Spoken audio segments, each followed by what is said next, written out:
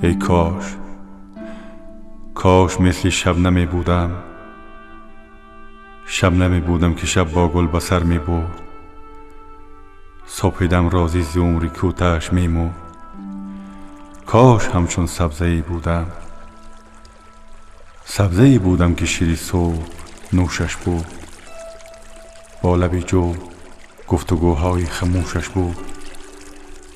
کاش همبال صبا بودم، دست پایم را نبود امکانی بربستن، بودم از هر تنگنا نیروی وارستن.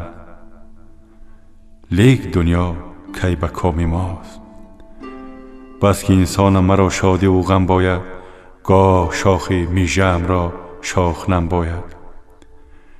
گرچه لطفی قسمت افزون نیست، راضیم از او که امکانی وجودم داد، زندگی را چون طلسمات به من بخشید، عقل من از آن یکی را هم نبگشاد.